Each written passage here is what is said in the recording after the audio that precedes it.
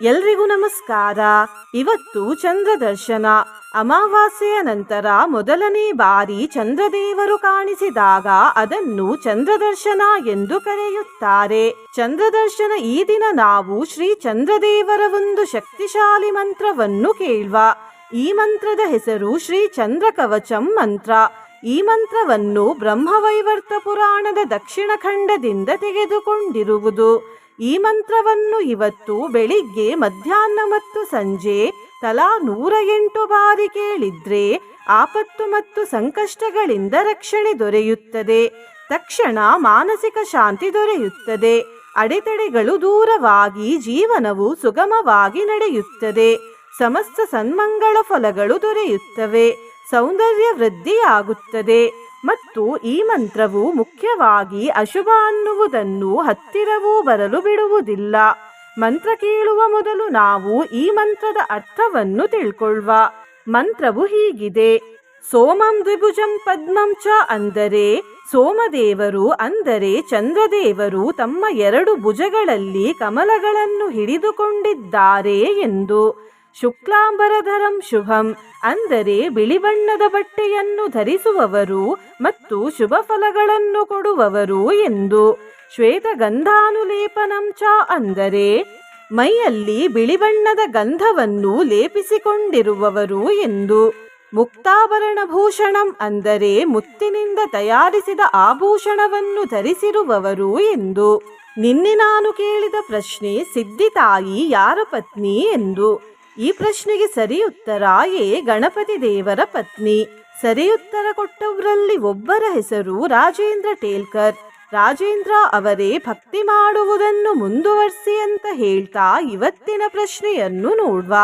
ಬ್ರಹ್ಮವೈವರ್ತ ಪುರಾಣದಲ್ಲಿ ಬ್ರಹ್ಮ ಯಾರು?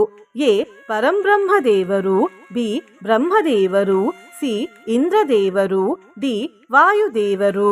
ಈ ಪ್ರಶ್ನೆಗೆ ಸರಿಯುತ್ತರ ಕೊಟ್ಟವರಲ್ಲಿ ಒಬ್ಬರ ಹೆಸರನ್ನು ನಾಳಿನ ವಿಡಿಯೋದಲ್ಲಿ ಹೇಳ್ತೇನೆ. ಬನ್ನಿ ಈಗ ಈ ಶಕ್ತಿಶಾಲಿ ಶ್ರೀ ಚಂದ್ರ ಕವಚಂ ಮಂತ್ರವನ್ನು 108 ಬಾರಿ ಭಕ್ತಿಯಿಂದ ಕೇಳುವ.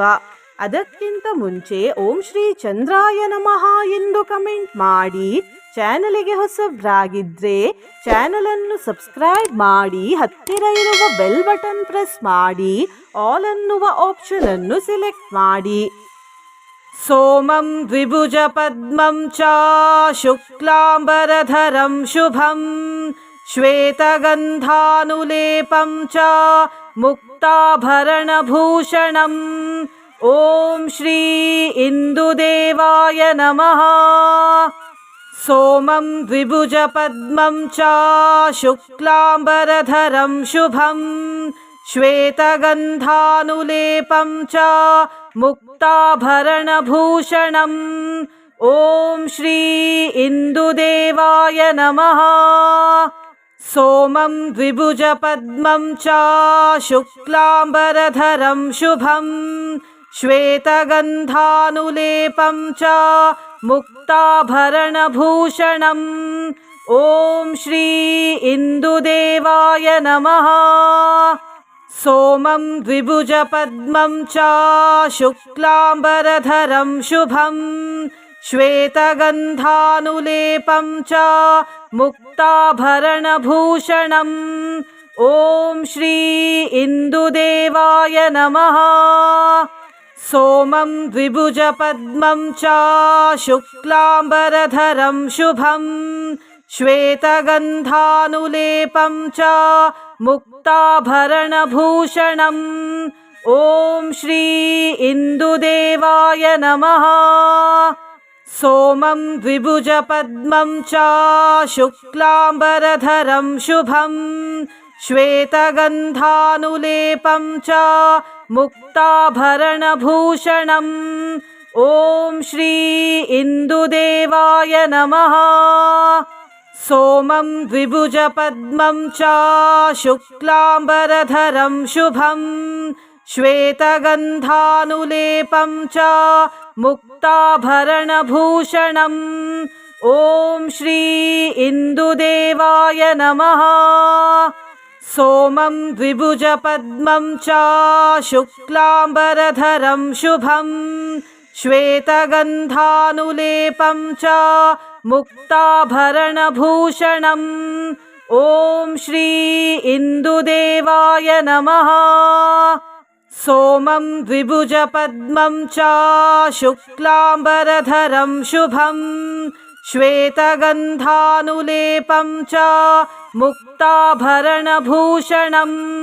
ॐ श्री इन्दुदेवाय नमः। सोमं द्विभुजपद्मं च शुक्लाम्बरधरं शुभं श्वेतगन्धानुलेपं च मुक्ताभरणभूषणम्। ॐ श्री इन्दुदेवाय नमः।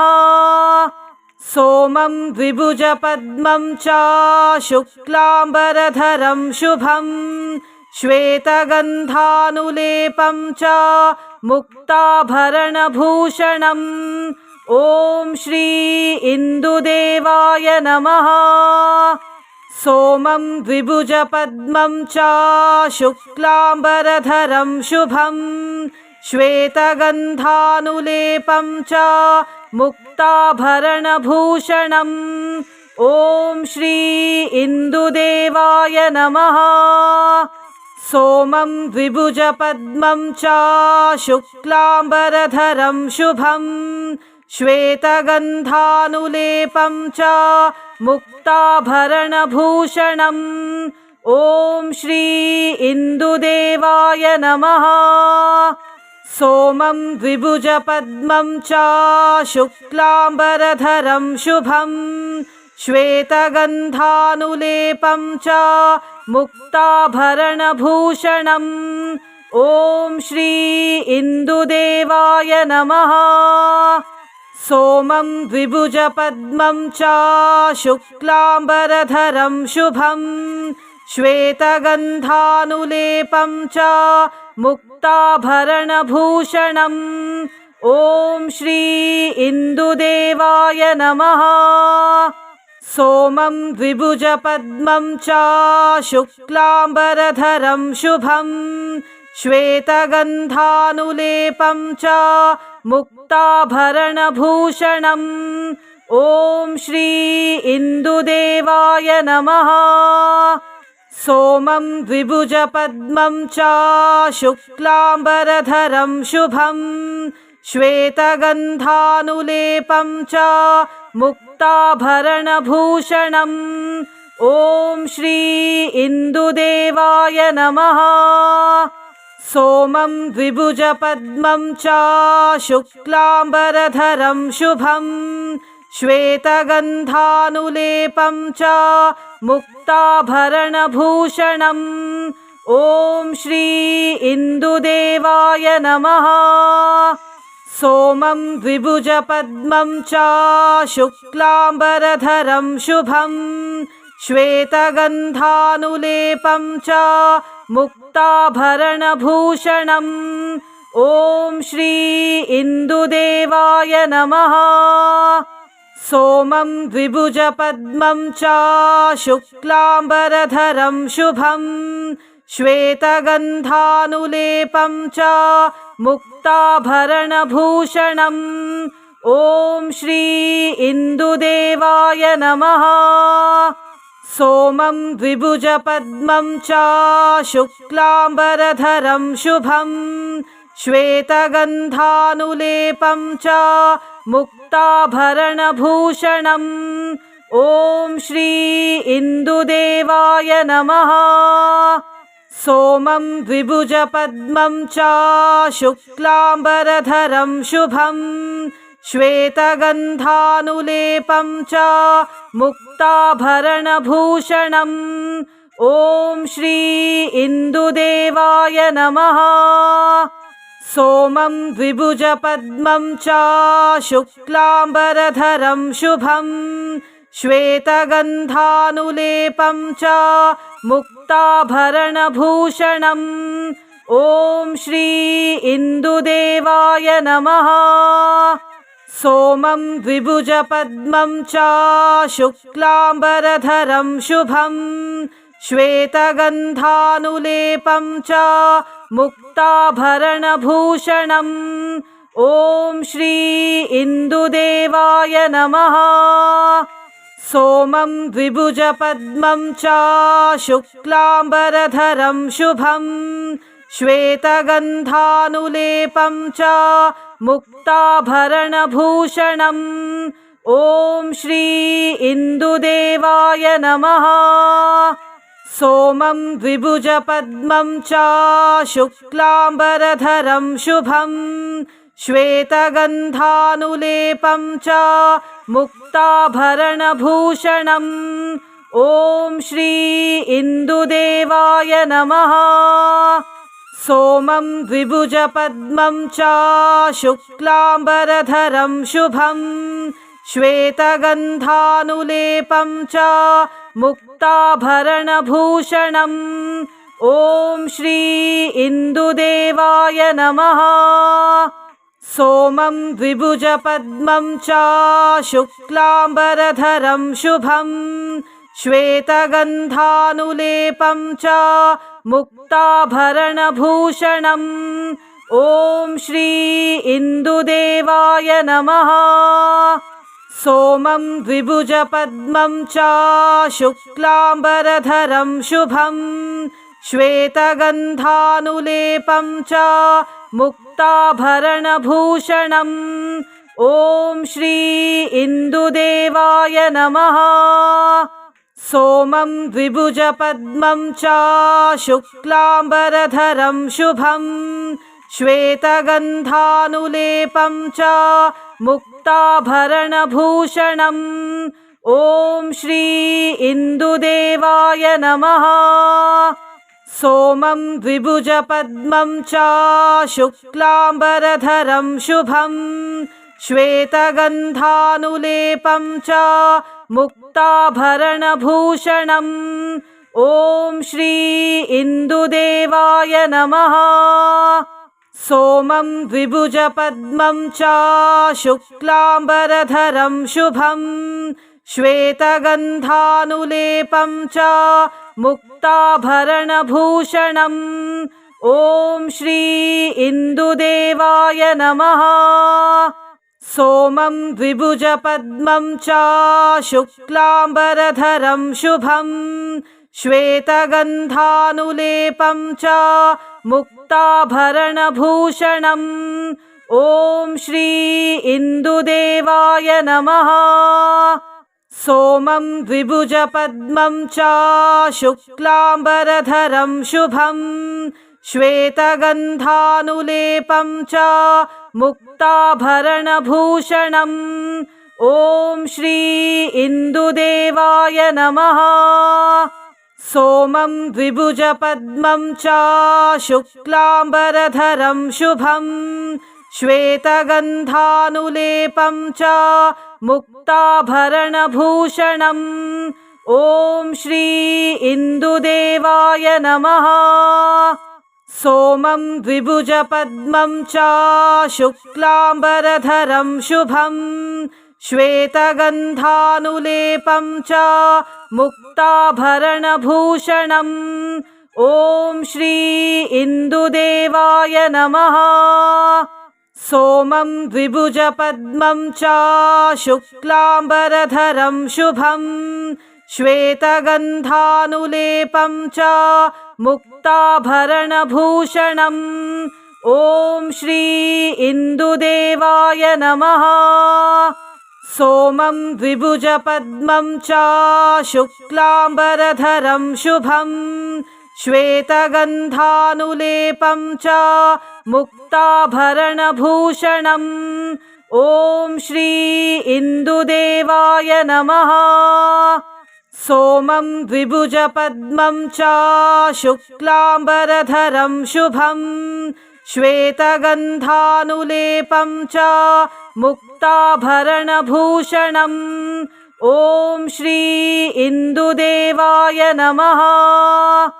सोमं द्विभुजपद्मं च शुक्लाम्बरधरं शुभं श्वेतगन्धानुलेपं च मुक्ताभरणभूषणम्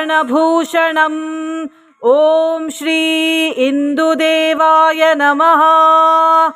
सोमं द्विभुजपद्मं च शुक्लाम्बरधरं शुभं श्वेतगन्धानुलेपं च मुक्ताभरणभूषणम् ॐ श्री इन्दुदेवाय नमः। सोमं द्विभुजपद्मं च शुक्लाम्बरधरं शुभं श्वेतगन्धानुलेपं च मुक्ताभरणभूषणम् ॐ श्री इन्दुदेवाय नमः। सोमं द्विभुजपद्मं च शुक्लाम्बरधरं शुभं श्वेतगन्धानुलेपं च मुक्ताभरणभूषणम् ॐ श्री इन्दुदेवाय नमः।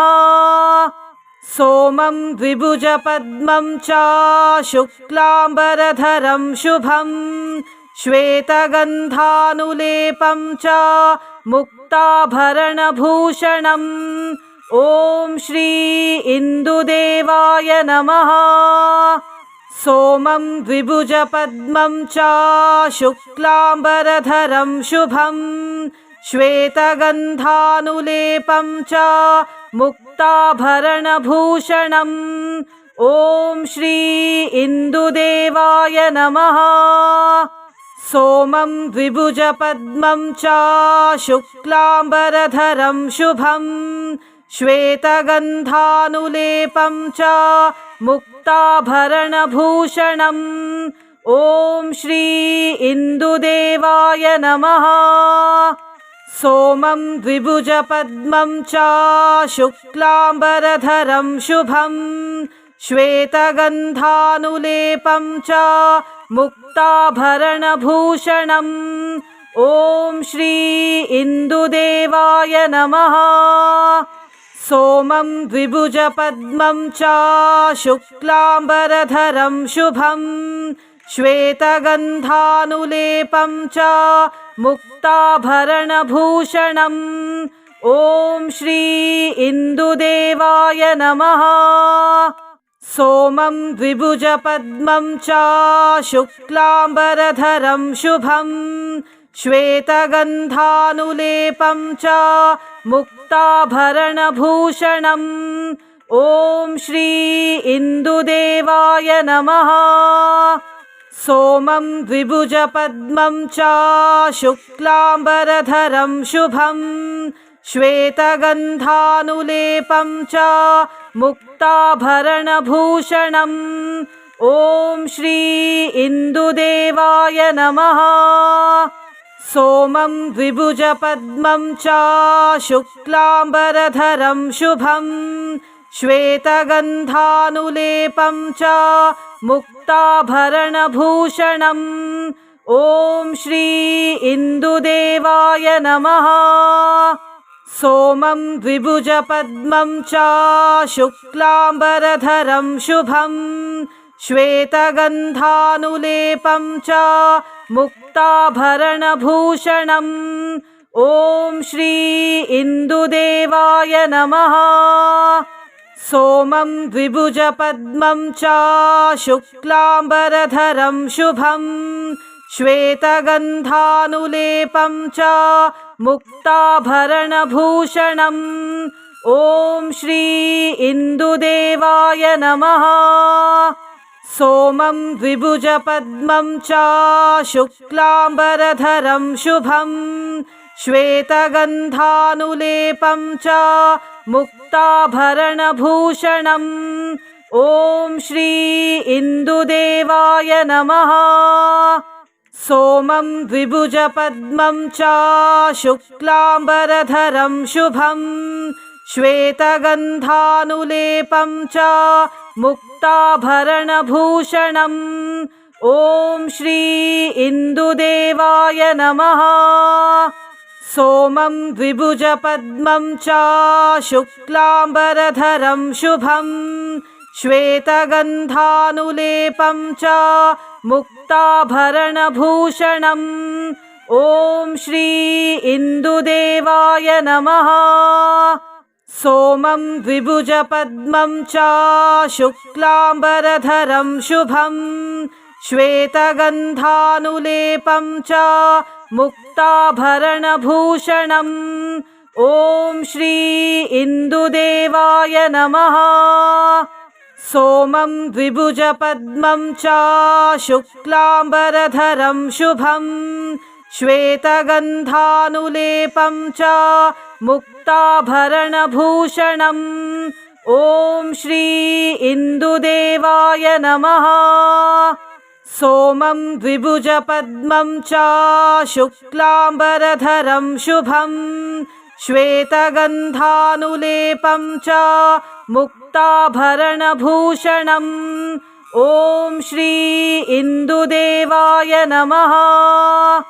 सोमं द्विभुजपद्मं च शुक्लाम्बरधरं शुभम् श्वेतगन्धानुलेपं च मुक्ताभरणभूषणम्। ॐ श्री इन्दुदेवाय नमः। सोमं द्विभुजपद्मं च शुक्लाम्बरधरं शुभम् श्वेतगन्धानुलेपं च मुक्ताभरणभूषणम्। ॐ श्री इन्दुदेवाय नमः। सोमं द्विभुजपद्मं च शुक्लाम्बरधरं शुभम् श्वेतगन्धानुलेपं च मुक्ताभरणभूषणम्। ॐ श्री इन्दुदेवाय नमः। सोमं द्विभुजपद्मं च शुक्लाम्बरधरं शुभम् श्वेतगन्धानुलेपं च मुक्ताभरणभूषणम्। ॐ श्री इन्दुदेवाय नमः। सोमं द्विभुजपद्मं च शुक्लाम्बरधरं शुभम् श्वेतगन्धानुलेपं च मुक्ताभरणभूषणम्। ॐ श्री इन्दुदेवाय नमः। सोमं द्विभुजपद्मं च शुक्लाम्बरधरं शुभम् श्वेतगन्धानुलेपं च मुक्ताभरणभूषणम्। ॐ श्री इन्दुदेवाय नमः। सोमं द्विभुजपद्मं च शुक्लाम्बरधरं शुभम् श्वेतगन्धानुलेपं च मुक्ताभरणभूषणम्। ॐ श्री इन्दुदेवाय नमः। सोमं द्विभुजपद्मं च शुक्लाम्बरधरं शुभम् श्वेतगन्धानुलेपं च मुक्ताभरणभूषणम्। ॐ श्री इन्दुदेवाय नमः। सोमं द्विभुजपद्मं च शुक्लाम्बरधरं शुभम् श्वेतगन्धानुलेपं च मुक्ताभरणभूषणम्। ॐ श्री इन्दुदेवाय नमः। सोमं द्विभुजपद्मं च शुक्लाम्बरधरं शुभम् श्वेतगन्धानुलेपं च मुक्ताभरणभूषणम्। ॐ श्री इन्दुदेवाय नमः। सोमं द्विभुजपद्मं च शुक्लाम्बरधरं शुभम् श्वेतगन्धानुलेपं च मुक्ताभरणभूषणम्। ॐ श्री इन्दुदेवाय नमः। सोमं द्विभुजपद्मं च शुक्लाम्बरधरं शुभम् श्वेतगन्धानुलेपं च मुक्ताभरणभूषणम्। ॐ श्री इन्दुदेवाय नमः। सोमं द्विभुजपद्मं च शुक्लाम्बरधरं शुभम् श्वेतगन्धानुलेपं च मुक्ताभरणभूषणम्। ॐ श्री इन्दुदेवाय नमः। सोमं द्विभुजपद्मं च शुक्लाम्बरधरं शुभम् श्वेतगन्धानुलेपं च मुक्ताभरणभूषणम्। ॐ श्री इन्दुदेवाय नमः। सोमं द्विभुजपद्मं च शुक्लाम्बरधरं शुभं श्वेतगन्धानुलेपं च मुक्ताभरणभूषणम् ॐ श्री इन्दुदेवाय नमः। सोमं द्विभुजपद्मं च शुक्लाम्बरधरं शुभं श्वेतगन्धानुलेपं च मुक्ताभरणभूषणम् ॐ श्री इन्दुदेवाय नमः। सोमं द्विभुजपद्मं च शुक्लाम्बरधरं शुभं श्वेतगन्धानुलेपं च मुक्ताभरणभूषणम् ॐ श्री इन्दुदेवाय नमः। सोमं द्विभुजपद्मं च शुक्लाम्बरधरं शुभं श्वेतगन्धानुलेपं च मुक्ताभरणभूषणम् ॐ श्री इन्दुदेवाय नमः। सोमं द्विभुजपद्मं च शुक्लाम्बरधरं शुभं श्वेतगन्धानुलेपं च मुक्ताभरणभूषणम् ॐ श्री इन्दुदेवाय नमः। सोमं द्विभुजपद्मं च शुक्लाम्बरधरं शुभं श्वेतगन्धानुलेपं च मुक्ताभरणभूषणम्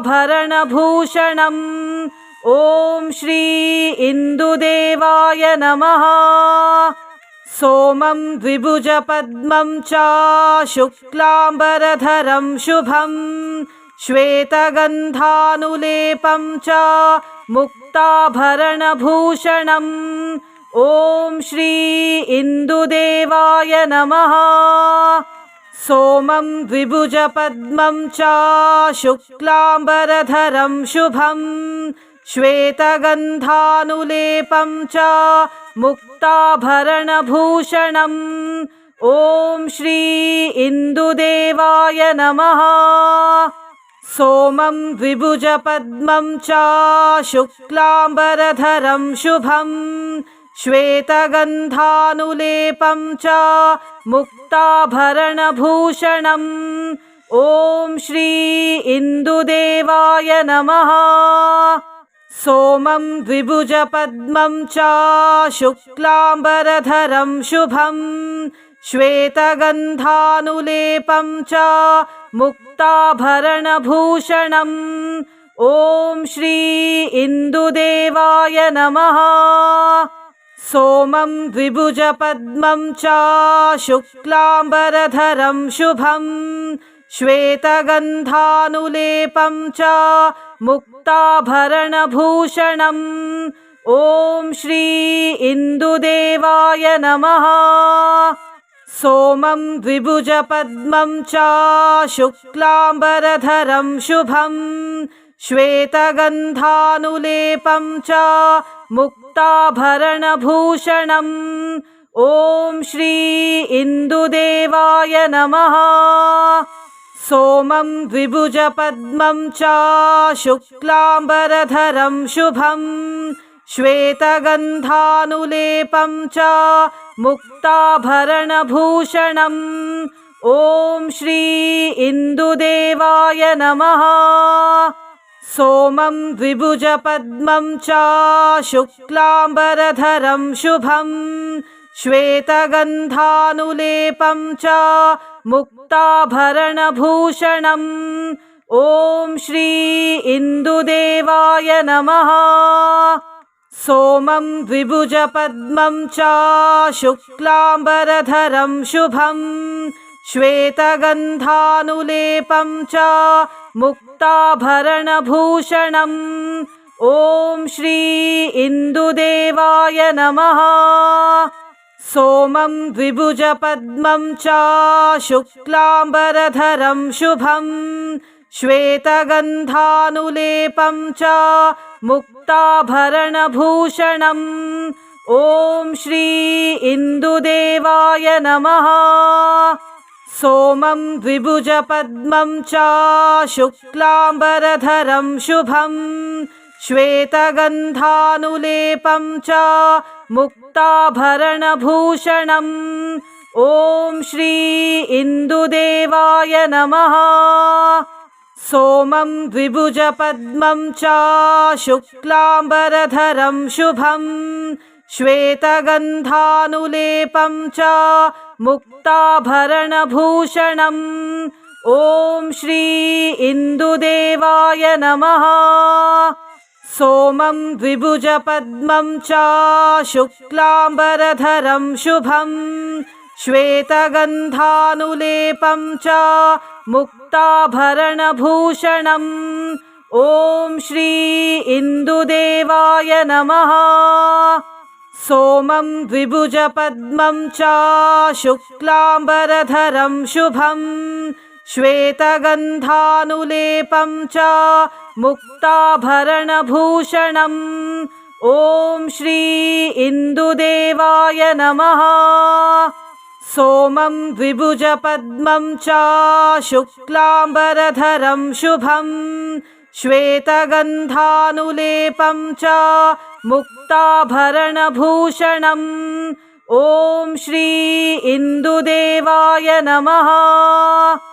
सोमं द्विभुजपद्मं च शुक्लाम्बरधरं शुभं श्वेतगन्धानुलेपं च मुक्ताभरणभूषणम्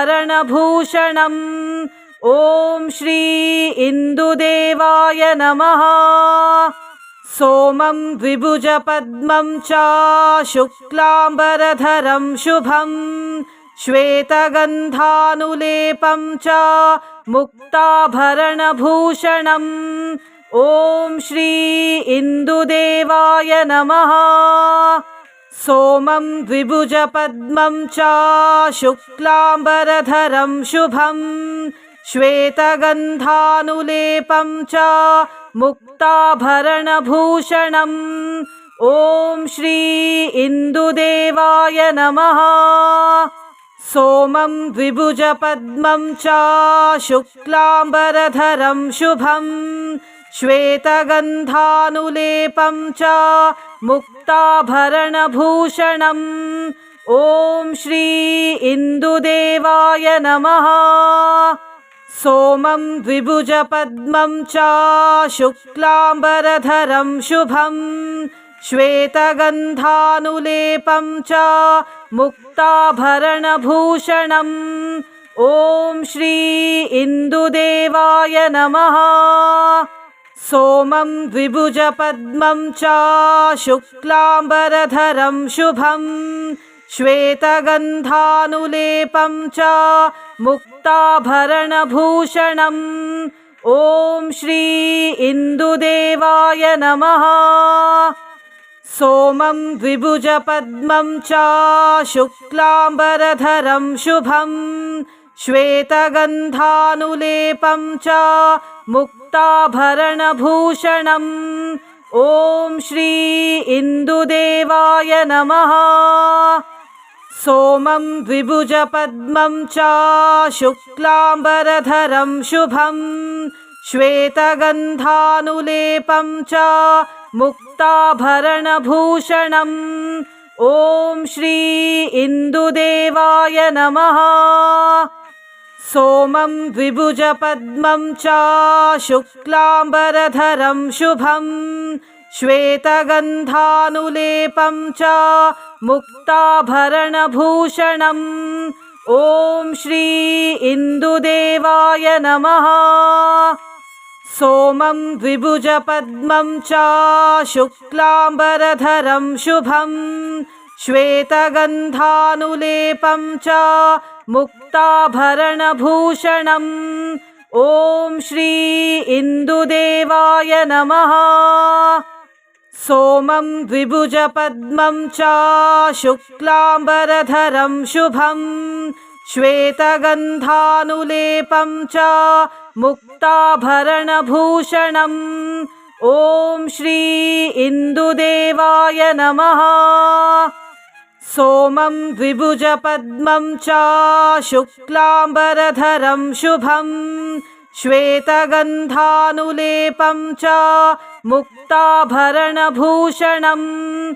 ॐ श्री इन्दुदेवाय नमः। सोमं द्विभुजपद्मं च शुक्लाम्बरधरं शुभं श्वेतगन्धानुलेपं च मुक्ताभरणभूषणम्। ॐ श्री इन्दुदेवाय नमः। सोमं द्विभुजपद्मं च शुक्लाम्बरधरं शुभं श्वेतगन्धानुलेपं च मुक्ताभरणभूषणम्। ॐ श्री इन्दुदेवाय नमः।